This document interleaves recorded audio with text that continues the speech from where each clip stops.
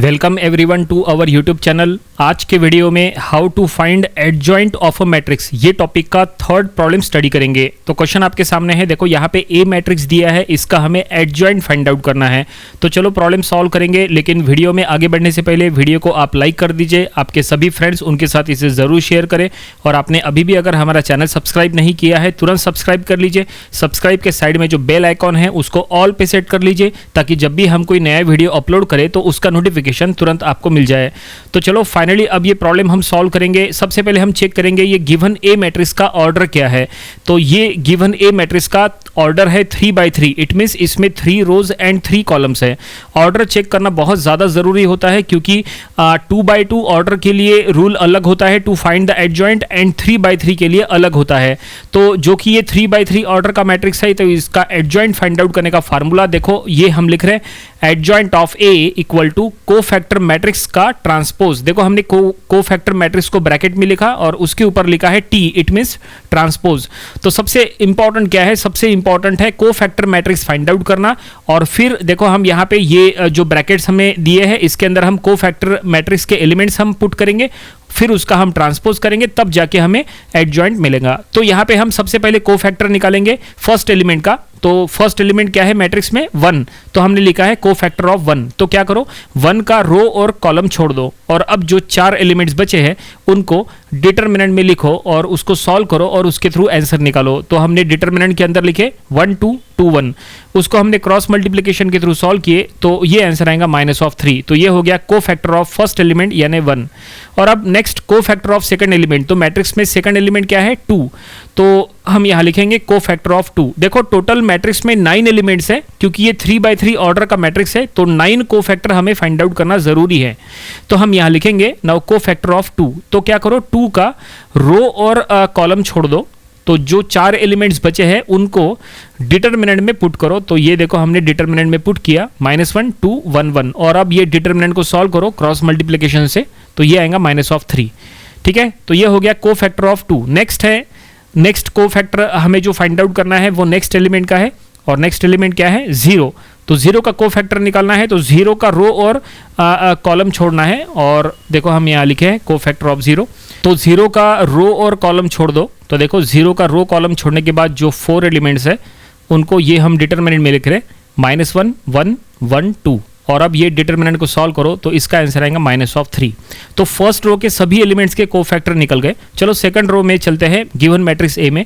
तो second row का first element है -1, उसका कोफैक्टर निकालेंगे, तो यहाँ लिखेंगे कोफैक्टर ऑफ -1। तो आपको क्या करना है -1 का रो और कॉलम छोड़ना है, जो 4 एलिमेंट्स बचे हैं उनको डिटरमिनेंट में रखना है। 2 0 2 1 ऐसे एलिमेंट्स है, और अब इनको सॉल्व करेंगे तो इसका आंसर आया है 2। ठीक है, तो ये हो गया -1 का कोफैक्टर। नेक्स्ट 1 का कोफैक्टर निकालना है, जो कि बीच का एलिमेंट है, तो यहां हम लिखेंगे नाउ कोफैक्टर ऑफ 1। तो आपको क्या करना है 1 का रो और कॉलम छोड़ना है, और 1 का रो कॉलम छोड़ने के बाद देखो यहाँ पे 1 का एक मिनट, ये 1 का रो कॉलम छोड़ दिए। अब देखो 4 एलिमेंट्स क्या बचे हैं, 4 साइड में 4 है, दैट इज 1 0 1 1, और अब इनको सॉल्व करेंगे तो आंसर आया है 1। तो फाइनली ये हो गया 1 का कोफैक्टर। नेक्स्ट 2 का कोफैक्टर निकालना है, तो हम यहाँ लिखेंगे नाउ कोफैक्टर ऑफ 2, और बिल्कुल उसी तरह से सॉल्व करेंगे जैसे इसके पहले के सॉल्व किए हैं। तो आपको क्या करना है 2 का रो और कॉलम छोड़ना है, और जो 4 एलिमेंट्स बचे हैं वो हम यहाँ डिटरमिनेंट में लिख लेंगे 1 2 1 2, और ये डिटरमिनेंट को सॉल्व करेंगे, आंसर आया है 0। तो ये हो गया कोफैक्टर ऑफ 2। नेक्स्ट एलिमेंट देखो सेकंड रो हो गया। अब थर्ड रो का फर्स्ट एलिमेंट वो है 1, तो हम यहाँ लिख लेंगे नाउ कोफैक्टर ऑफ 1। तो कोफैक्टर ऑफ 1, तो 1 का रो और कॉलम छोड़ दो, जो 4 एलिमेंट्स बचे हैं वो हम यहाँ डिटरमिनेंट में लिख लेंगे, और डिटरमिनेंट को सॉल्व करेंगे 2 0 1 2 ऐसे एलिमेंट्स है। डिटरमिनेंट को सॉल्व करने के बाद आंसर आएगा 4। तो ये हो गया थर्ड रो का फर्स्ट एलिमेंट, जो कि है 1 के कोफैक्टर। और अब नेक्स्ट एलिमेंट है 2, उसका कोफैक्टर निकालना है, तो यहाँ पे हम लिख लेंगे बिल्कुल उसी तरह से। सो नाउ कोफैक्टर ऑफ 2, तो 2 का रो और कॉलम छोड़ो, और जो 4 एलिमेंट्स बचे हैं उनको डिटरमिनेंट में पुट करो और सॉल्व करो, तो हमें कोफैक्टर ऑफ 2 मिल जाएगा। और फिर लास्ट में कोफैक्टर ऑफ 1 भी हम निकालेंगे, ठीक है, प्रोसेस समझ में आया आपको? ये चीज़ में बहुत अच्छी प्रैक्टिस करना पड़ेगा आपको, और ये जनरली 3x3 मैट्रिक्स में होता है। 2x2 मैट्रिक्स अगर होता तो को फैक्टर निकालना और उसका एडजॉइंट निकालना काफ़ी आसान होता है, वो एक सिंगल स्टेप में ही सॉल्व हो जाता है। लेकिन 3x3 में नहीं होता है। 3x3 में आपको सभी के सभी 9 एलिमेंट्स के को फैक्टर निकालना होता है, और को फैक्टर निकालने के बाद फिर उसका ट्रांसपोज करना होता है, तब जाके एडजॉइंट मिलता है। तो ये प्रोसेस लंबा है, और मैक्सिमम स्टूडेंट्स का ये को फैक्टर निकालते समय ही गलती होती है।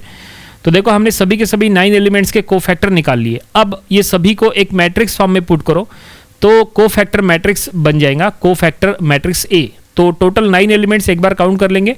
देखो, अगर यहाँ हम लिख रहे हैं को फैक्टर मैट्रिक्स ए, और उसको हमें मैट्रिक्स फॉर्म में पुट करना है, तो जो मैट्रिक्स बनेगा वो भी 3x3 ऑर्डर का रहेगा। ठीक है, और सिर्फ यहाँ पे पुट करने से काम नहीं चलेगा, आगे चल के हमें साइन भी चेंज करना है। तो आगे चल के हमें डायमंड शेप प्लेस के जो एलिमेंट्स होते हैं ना, उनका साइन चेंज करना होता है। क्या होता है, किस तरह से चेंज होता है, ज़रा समझना इसको, ये काफ़ी इंपॉर्टेंट स्टेज रहेगा। तो पहला को फैक्टर है -3, तो यहाँ लिखो मैट्रिक्स फॉर्म में पहला एलिमेंट -3। देन उसके बाद भी है -3, तो उसके बाद भी हम लिखेंगे -3, और नेक्स्ट एलिमेंट भी -3 है, तो -3 अगेन। देन सेकंड रो में फर्स्ट एलिमेंट आएगा 2, देन आएगा 1, देन 0। देन थर्ड रो में फर्स्ट एलिमेंट आएगा 4, देन 2 एंड देन 3। तो इस तरह से ये हमने को फैक्टर मैट्रिक्स के मैट्रिक्स फॉर्म में हमने पुट किए। लेकिन ये कंप्लीट नहीं हुआ, ये इनकम्प्लीट है, क्योंकि अब हमें क्या करना है, ये देखो, ये 4 पॉइंट को हम यहाँ ज्वाइन करके बता रहे हैं। तो ये डायमंड शेप प्लेस के एलिमेंट्स आपको ढूंढना है। डायमंड शेप प्लेस के एलिमेंट्स का साइन चेंज करना है। कौन से एलिमेंट्स है, देखो हम इसको राउंड कर रहे हैं, -3, 0, 2, 2। तो आप देख सकते हैं कि हमने मैट्रिक्स फॉर्म में जो एलिमेंट्स को हमने राउंड किए हैं वही है डायमंड शेप प्लेस के एलिमेंट्स। उनका साइन चेंज करना है, मतलब प्लस होगा तो माइनस करना है, माइनस होगा तो प्लस करना है। ठीक है, तो देखो पहला एलिमेंट -3 है, उसका साइन हमने चेंज कर दिए तो +3 हो गया।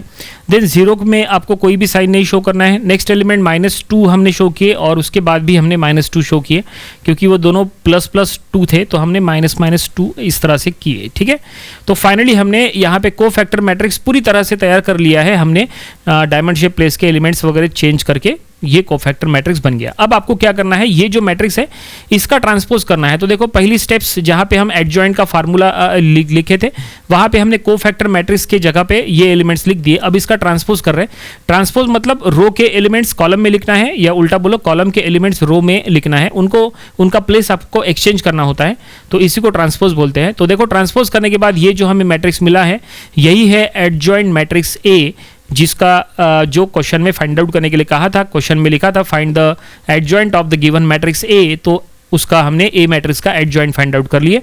सॉल्यूशन आपके सामने है, प्रॉब्लम पूरा कंप्लीट हो गया। उम्मीद करते हैं कि ये पूरा सॉल्यूशन आपको समझ में आया होगा।